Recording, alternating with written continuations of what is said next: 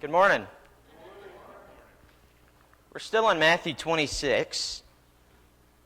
Like I've said before, these are the longest chapters in Matthew, chapters 26 and 27, and so we're trucking along still.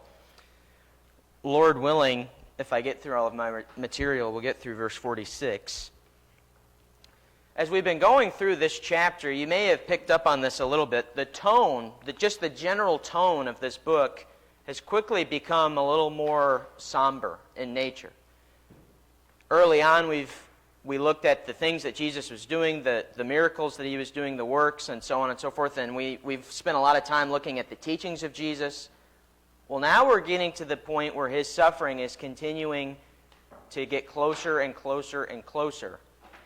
And if we get to the end, if we get to verse 46, it's going to be in that moment is when it's going to happen, when he's going to be handed over. And so this tone is quickly becoming more and more somber as we've been going through this. It's really shifted quite a lot. We saw it at the beginning of this chapter in Jesus telling of his deliverance and his crucifixion. It's something he's hinted at throughout the gospel account, but now it's finally really, really close to happening. His death is imminent. It's the very day, the very night that he's going to be handed over. And on top of it all, one of his very own disciples is going to be the one who will betray him. Of course, we know that that's Judas. And so things are taking a really different tone. And so now we come to verse 30 of Matthew 26, and the scene shifts. They've just eaten the Passover, and Jesus has just instituted the Lord's Supper. And now the scene shifts to the Mount of Olives. And so this will take us, starting in verse 30, up until when Jesus is betrayed.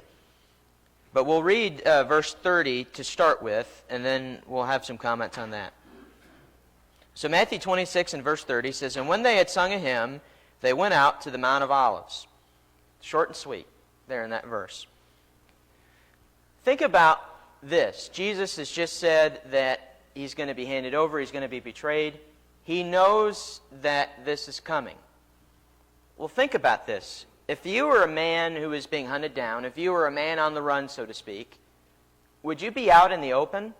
Would you leave? Or would you try to stay huddled wherever you were at? Most of the time we think, oh, well, if I'm wanted for something, if someone is after me, you need to hide somewhere. And you could think about, over the years, the different terrorists that have been hunted down and, the most wanted people. They're usually in hiding. They're not out in the open. Well, here we see Jesus going out in the open. He leaves the house that he and his disciples were in. They were, eating at the Passover, and then he institutes the Lord's Supper. And now they leave. And they go to an open location. They go to the Mount of Olives. Most people would hide if they knew that they were on the run, if they were being hunted down. But Jesus doesn't do that. And this just continues to underline what we've already seen a lot, the fact that Jesus is continuing to show control. He is the one. If he wanted to go and hide, he could have went and hidden. But he doesn't do that. We see that he is willing to lay his life down. And so the scene is shifting to the Mount of Olives. The Mount of Olives has been in the picture already to a degree a lot when we've been in the last part of this gospel account. And in particular on this occasion, as they're going to the Mount of Olives, he's eventually going to go to the Garden of Gethsemane and he's going to be handed over. But this shift, it has a very strong allusion to the story of David as he's fleeing from his son Absalom. You may recall this story from 2 Samuel, where Absalom organizes a coup, more or less, and takes David's place as the king of Israel, and David has to flee. And what we see going on there is David goes through the Kidron Valley, and he eventually makes the ascent up to the Mount of Olives. And this is what we read in 2 Samuel 15 and verse 30, where it says, "But David went up the ascent of the Mount of Olives, weeping as he went, barefoot and with his head covered." You see the tone of David as he's moving. And it's not just David, but it's also those who are with him. It says, "And all the people who were with him covered their heads, and they went up weeping as they went." And so here we see, and there's more connections in this particular story that we'll make on the part of Judas in the next chapter, because there's a strong connection between Judas betraying Jesus and one of David's servants betraying him. But for now, just think of this imagery here. Here we see the son of David following the same steps as David did, but of course in a much more intense thing that's going to be happening. So Jesus and his disciples, they go to the Mount of Olives, and it's at this point where Jesus is now going to foretell, again, we see the knowledge that Jesus has. He foretells the scattering of his disciples. So picking up in verse 31 of Matthew 26, it says, "Then Jesus said to them, 'You will all fall away because of me this night. For it is written, I will strike the shepherd, and the sheep of the flock will be scattered. But after I am raised up, I will go before you to Galilee.' Peter answered him, 'Though they all fall away because of you, I will never fall away.'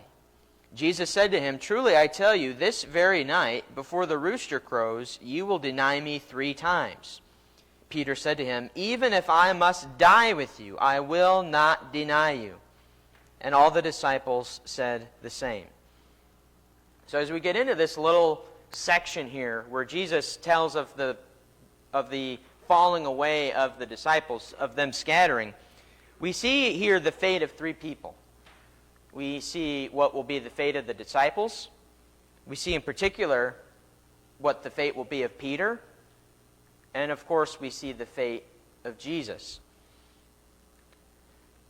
Notice what Jesus says they're going to do. This is strong language. Don't miss this. He says they will fall away. This is the term that's used to refer of people leaving the faith.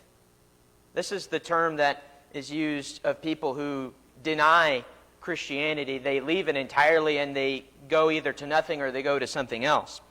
The Greek word that's used here, the definition of it is to cause to be brought to a downfall. This is a strong term that's used, and this is what Jesus says will happen to his disciples.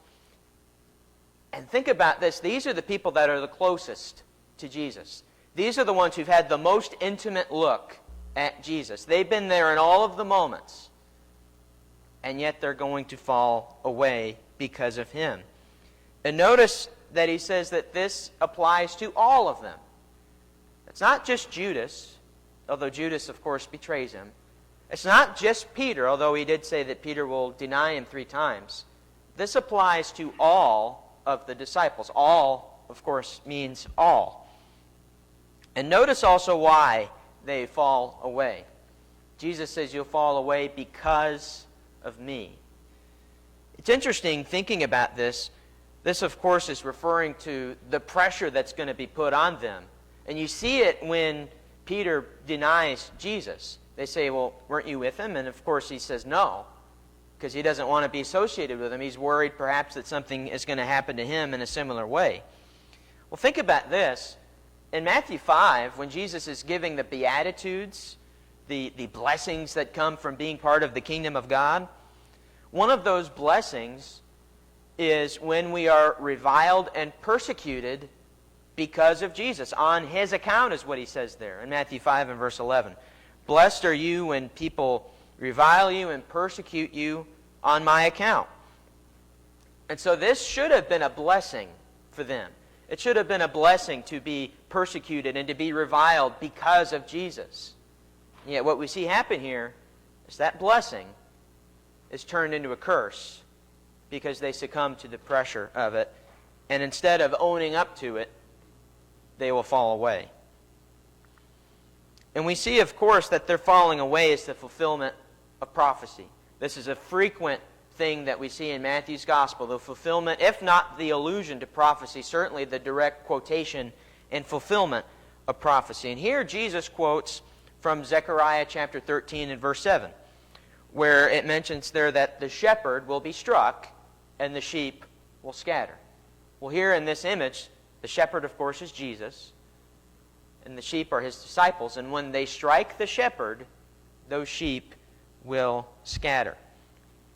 And we'll touch more on that when it's quoted again in the next chapter. But one thing to point out If you were to open your Bible to Zechariah 13:7, and if you read it in comparison to Matthew 26, they're not exactly the same. And most of the time the reason for that is because the translation in our Bibles in the Old Testament is from the Hebrew or the Aramaic. A lot of times they're actually quoting from the Greek. And maybe that's what's going on here, but there's an editorial thing that happens here, a revision. Matthew, in this quotation, and maybe it's Jesus as he says it, there's the word I that's added here. If you read the quotation from Zechariah 13, all it says there is, the shepherd will be struck. It states it as a matter of fact. But Jesus, as he quotes it here in Matthew, says, I will strike the shepherd. That's an interesting point to make, because who would the I be of this prophecy? Who is it that is striking the shepherd? Well, it's easy to say, well, the Jews organized for this death to occur, and it's the Romans who nailed him to the cross, and they're certainly complicit in it. But what we see happening here is that this is all part of God's plan. God is in control. Jesus is in control. This is God's plan of salvation, to send His Son to the cross. This has always been God's plan. Other scriptures tell us that. And Jesus is in accordance with that plan, as we'll read later on when He is praying in the garden.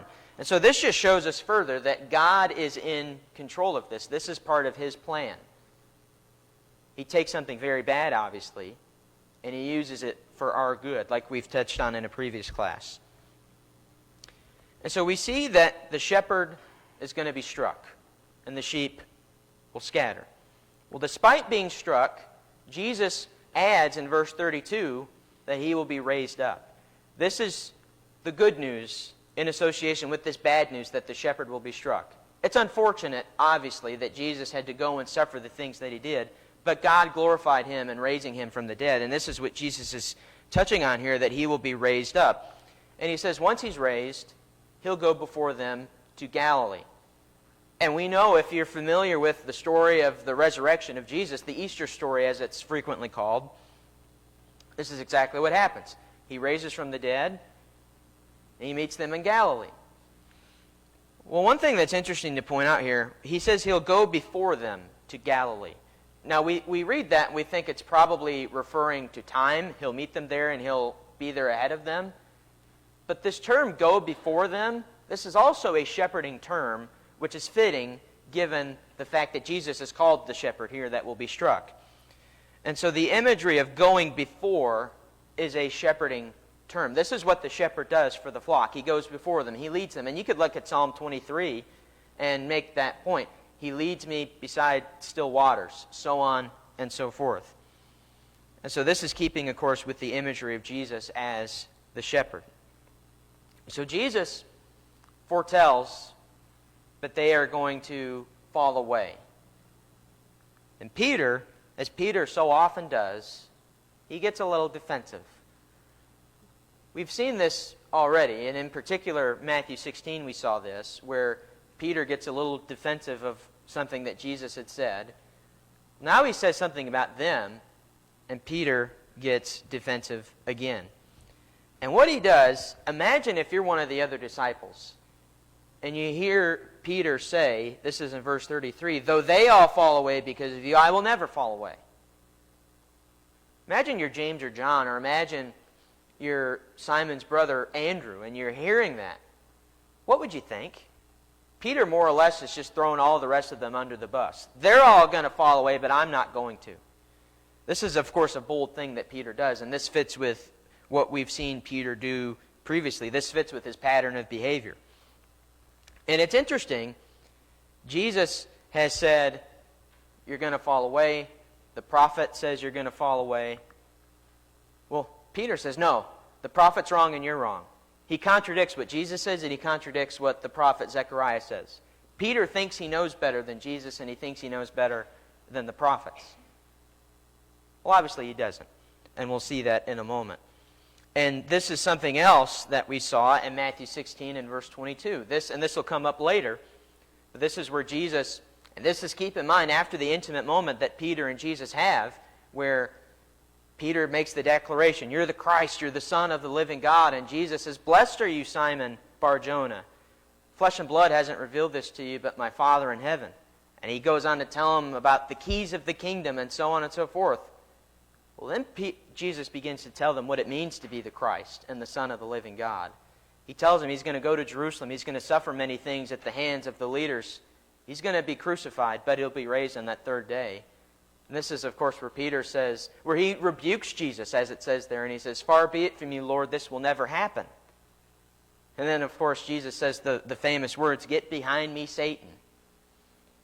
And so this fits the pattern of behavior that we've already seen with Peter. He thinks he knows better than Jesus. He thinks he knows better than the prophets. And maybe he had good intentions. But, of course, he's wrong. And notice how emphatic he is in his defense. He says, "I will never fall away." Never is a strong term. You hear the expression used sometimes, "never say never." That's kind of a paradoxical statement, of course, when you think about it. But that's a strong word. And Peter is very confident. He's very zealous over this.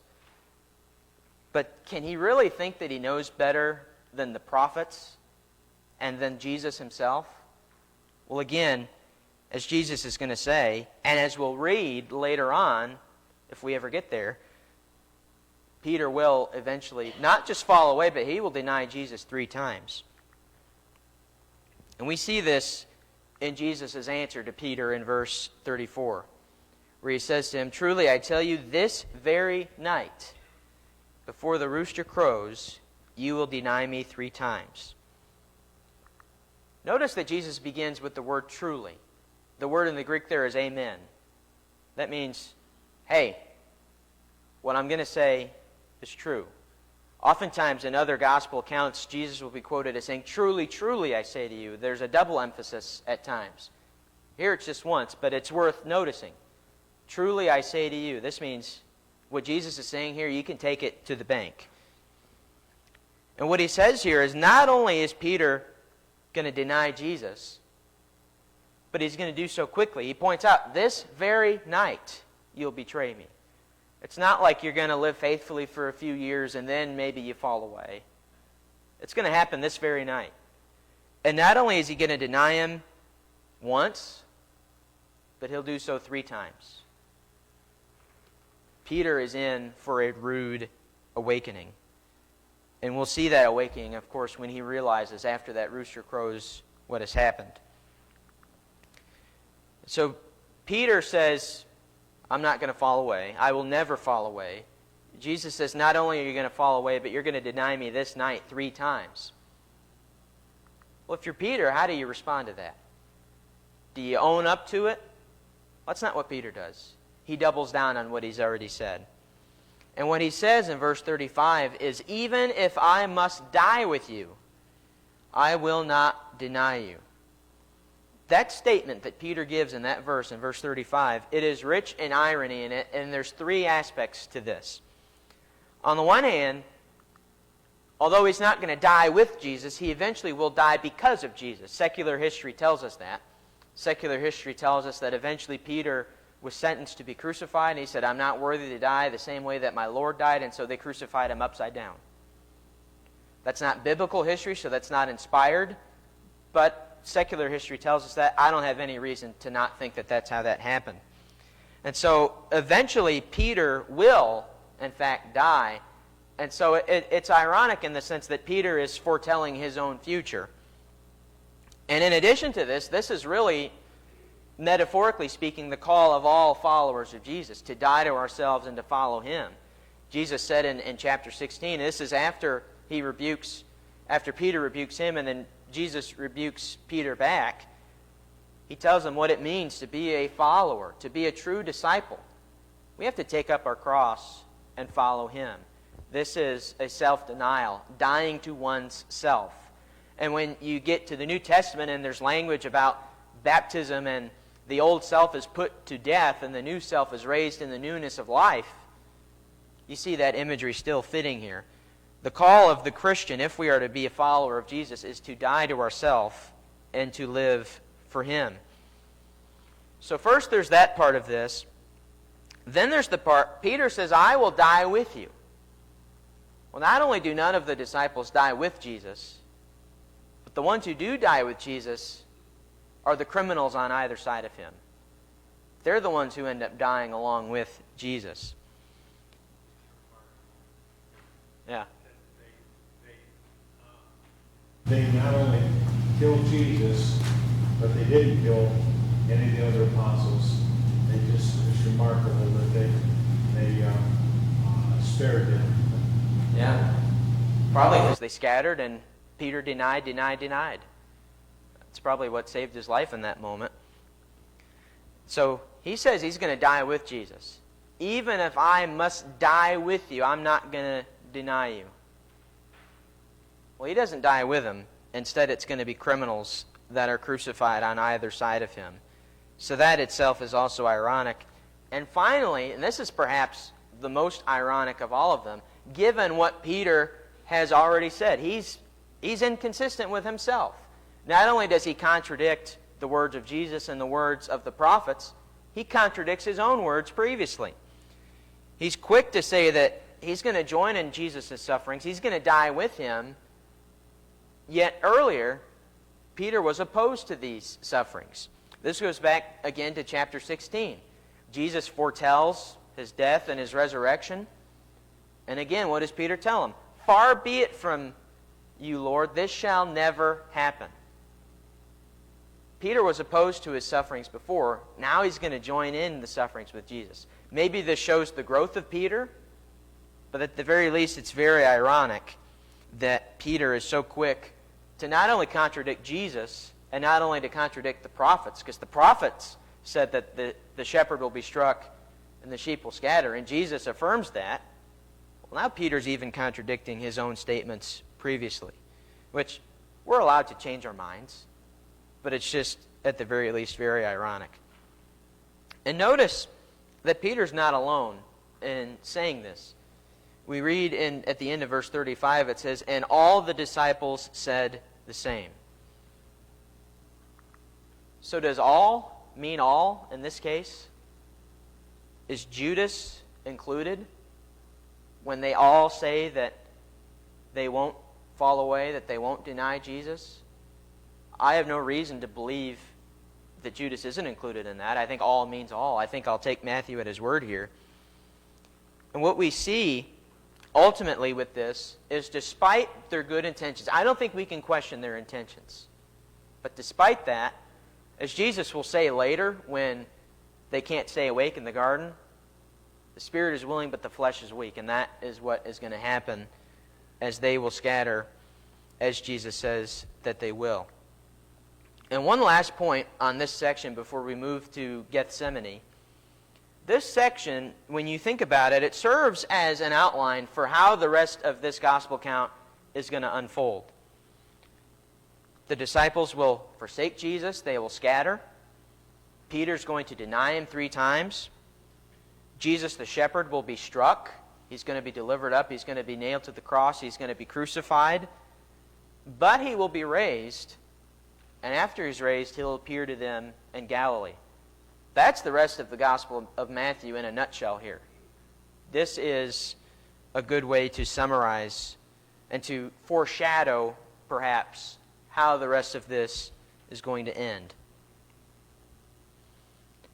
Any brief comments or questions? Emphasis on brief. CJ, I hesitate, but go ahead.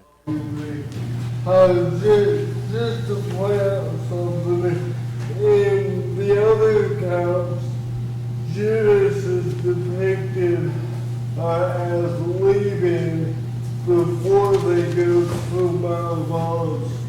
So that could be an explanation for they all say that they're not going to leave it. Because if you remember, Judas is going to be meeting up with Jesus here in Rome.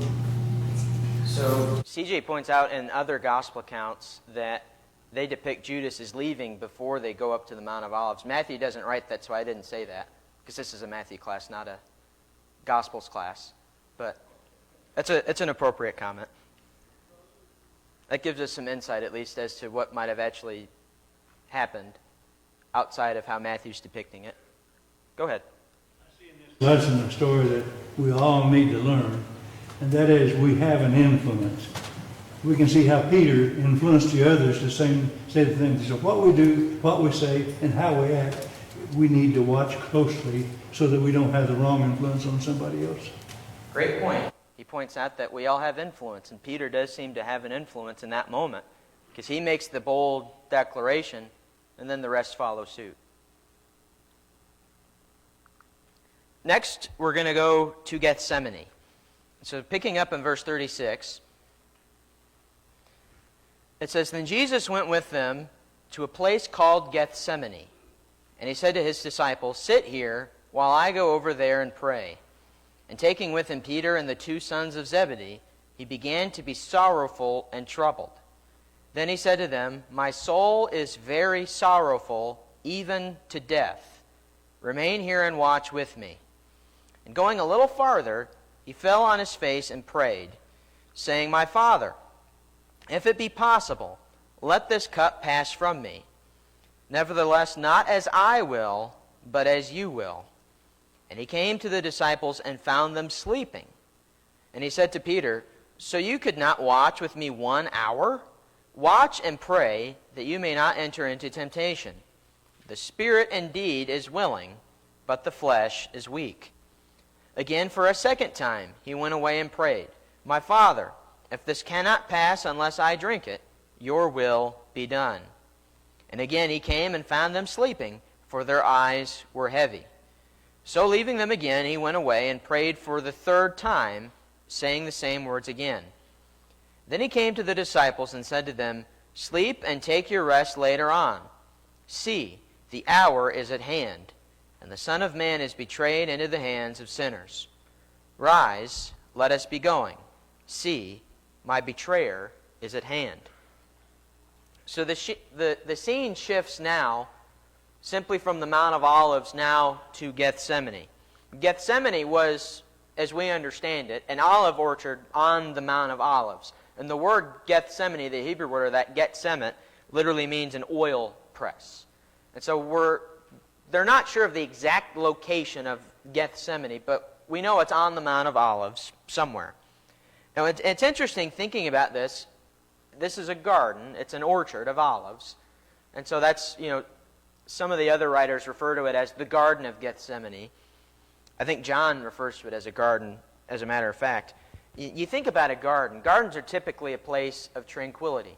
If you go somewhere like to a rose garden, that's usually a place of enjoyment. It's appealing to the eye. You feel at peace there. And you could think of the Garden of Eden as a perfect example of this. Eden is they're in the very presence of God. God is with them in the garden. They're initially in Genesis before they sin. Well, here in this garden, this is not a place of tranquility. This is instead a place of agony and eventually betrayal. So the irony is rich again as we look here. So they move to Gethsemane, and what Jesus came to Gethsemane to do is to pray. This is what he's come here to do. He says, "Sit here while I go over there and pray." This is Jesus' intention. And this is something we see Jesus do frequently. He'll withdraw and go to places to pray. And here we see again, he withdraws to this specific place, to Gethsemane, and he is going to pray. And notice that he leaves some disciples behind, and he brings with him Peter and James and John. These are the same 3 that were with Jesus on the Mount of Transfiguration. This is what is commonly referred to as the inner circle of the disciples there with Jesus, Peter and the sons of Zebedee, James and John.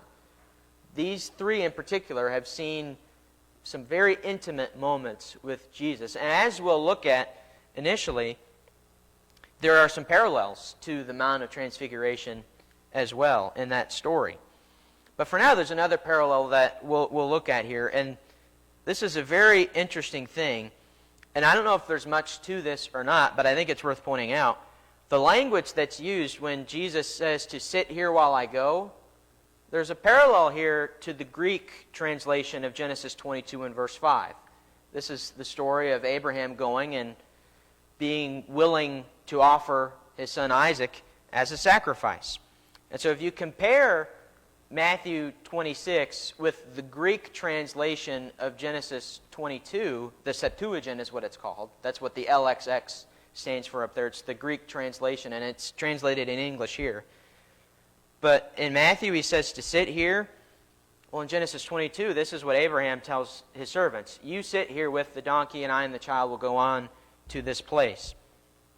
The word sit is the same word, kathizo in the Greek. If you can't read that, that's fine. And then there's also the variation of the word go. It's aperkamai, I think, in Matthew, and it's another one in Genesis. But they're a variation of the same word for go. And so there's some parallels here. And when you compare what Jesus is going to do with what Abraham was going to do, you can see the obvious parallels there in a son going and being offered. Jesus, of course, is the son that's going to be offered. He's Isaac in that case. And so the parallels there are interesting to point out. So they are there at Gethsemane. Jesus is going to pray. He leaves some disciples behind, and he brings with him Peter and James and John.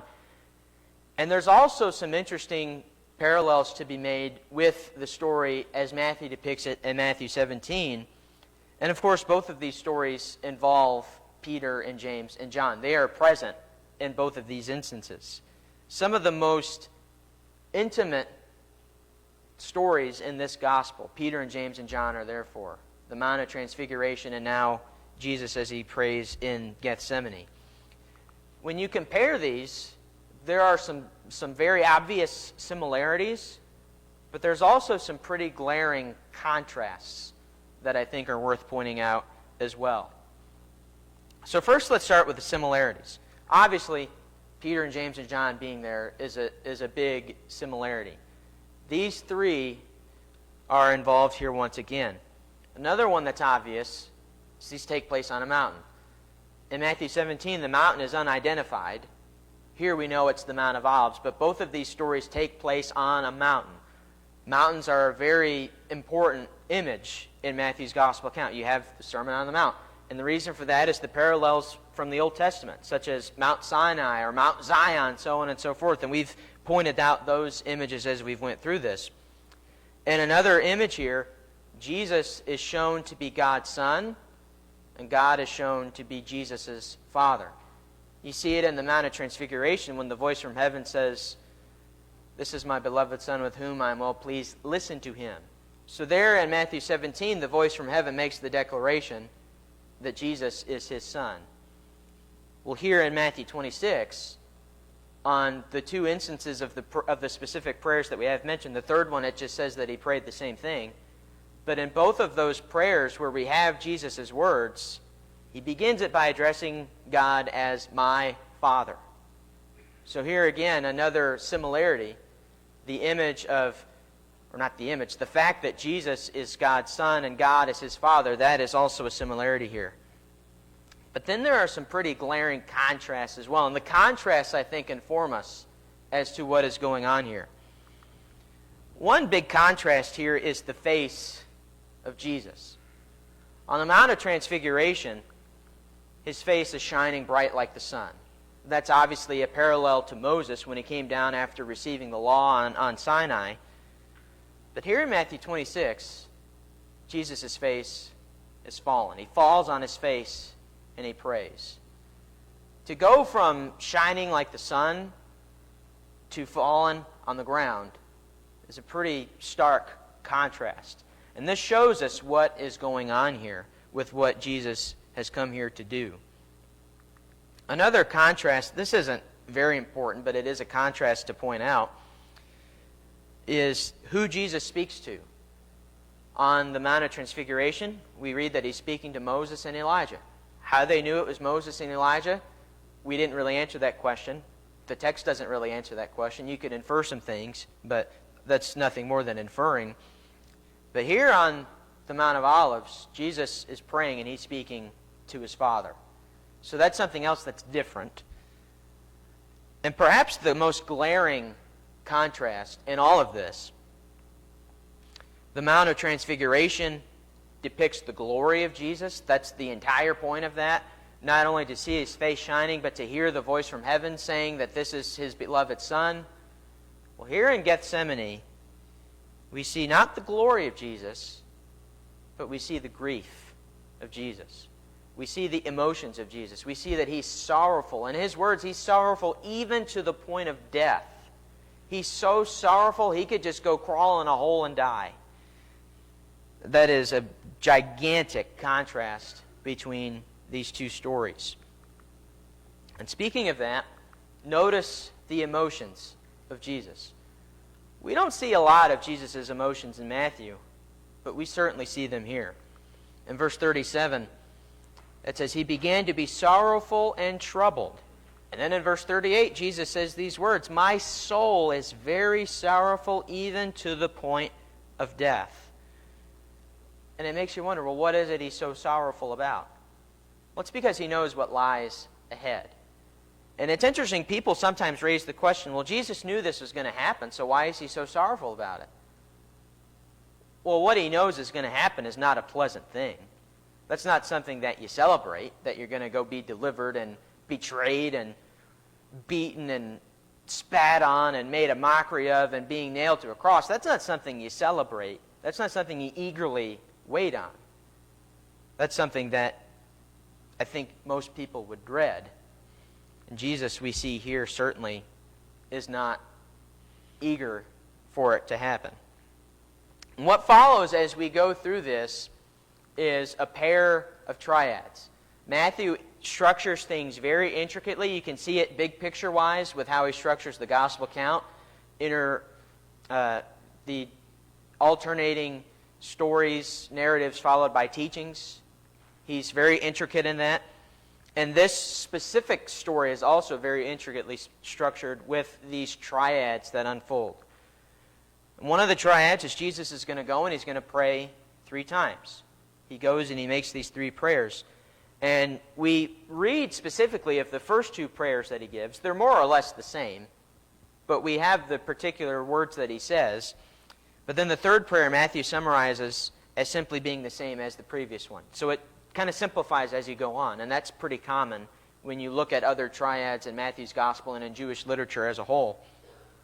And then the other triad is Jesus goes and he speaks to Peter, James, and John also 3 times. And in each of the 3 times, it's not good for Peter, James, and John. So first let's look at what Jesus tells the 3 disciples. First in verse 38, he gives them the command to watch with me. In verse 41, he gives a similar command to watch and pray. That command to watch should recall something else that happened on the Mount of Olives, the Olivet Discourse from chapters 24 and 25. You may recall some of these things when in Matthew 24, Jesus says, therefore stay awake, for you do not know on what day your Lord is coming. Here the command is to stay awake. And later in chapter 25, he gives the command to watch, therefore, for you know neither the day nor the hour. The thread there is, of course, we don't know when the Lord is going to come back, so we need to be ready. We spoke at that at length when we went through these. But here the parallel is interesting. He gives them the same command to watch, to stay awake. And we see, of course, that they're not able to do that. Then we see what Jesus prays. Prayers are an interesting thing to read in the Bible. You could do a whole sermon or Bible study series on the various prayers in the Bible, and you could even do a series on the prayers of Jesus in the Bibles. We see these prayers here. First he prays, if it be possible, let this cup pass from me. He's praying that he doesn't have to do this. If it's possible, let this pass from me. But then he prays, nevertheless, your will be done. He prays that in verse 39, and he prays it again in verse 42. There's another prayer that Jesus gives, the model prayer or the Lord's Prayer, and there are some similarities here between what Jesus is praying in the garden and what he instructs the disciples to do versus that prayer from Matthew chapter 6. So again, you make the comparison. In Gethsemane, he addresses God as his Father. In the two particular prayers we read, he does that both times. He prays for your will to be done. That's the verbiage that's used in verse 42. He prays the same thing in verse 39. And he tells the disciples in verse 41, watch and pray that you may not enter into temptation. If you're familiar with the Lord's Prayer, that's something that a lot of people try to memorize. You can probably pick up on the similarities already. In the Lord's Prayer, in Matthew 6 and verse 9, Jesus instructs us to begin our prayers by addressing our Father in heaven. Father in heaven, hallowed be your name. So you see the connection there with our Father and Jesus' Father. In Matthew 6 and verse 10, Jesus says we should pray for your will to be done on earth as it is in heaven. That's ultimately Jesus' prayer in these prayers, is for the Father's will to be done. And then finally, Jesus prays for us to not be led into temptation. Don't lead us into temptation, but deliver us from evil or from the evil one. That translation is ambiguous. It could be either one. So you see the similarities here between the model prayer and Jesus' prayer in Gethsemane. What we see is Jesus is living out what he's already instructed the disciples to do. And this is consistent in Matthew. Jesus doesn't instruct them to do something that he is not going to do himself. We see Jesus living that out in his prayer in Gethsemane. And so in this story, we didn't look at it in a lot of detail. We looked at Gethsemane in sort of a big picture. But we learned some things here about Jesus. One of the things we see is Jesus is human. We sometimes lose sight of this fact that Jesus is fully human while also being fully divine. That's something that we can't really understand. I don't think we're capable of it, to be 100% one thing and be 100% the other thing. That kind of defies logic, but Jesus, of course, defies logic himself. We see here that Jesus is human. We focus on the miracles he does. We focus on the divine authority that he has. We sometimes can lose sight of the fact that Jesus is indeed human. And what we see here are his emotions on display. Jesus is very emotional here. And you can see it in the strong language that he uses when he says, my soul is very sorrowful even to the point of death. This is something that Jesus feels deeply, this sorrow that he has. His emotions are on display. And we see the dread in what he's going to suffer and what he's going to endure.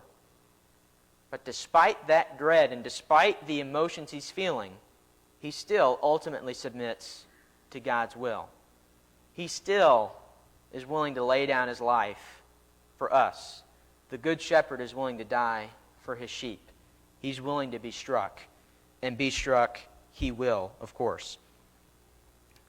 So then what do we learn about the three disciples here? Peter and James and John. This is the inner circle of Jesus' followers. We see they couldn't stay awake. And there's a little bit of irony in this. You may recall the previous story where James and John, they send their mother to make this request for them to sit at his left and right hand in his kingdom. You remember what Jesus told them? Can you drink the cup that I must drink? Well, we know eventually that they will.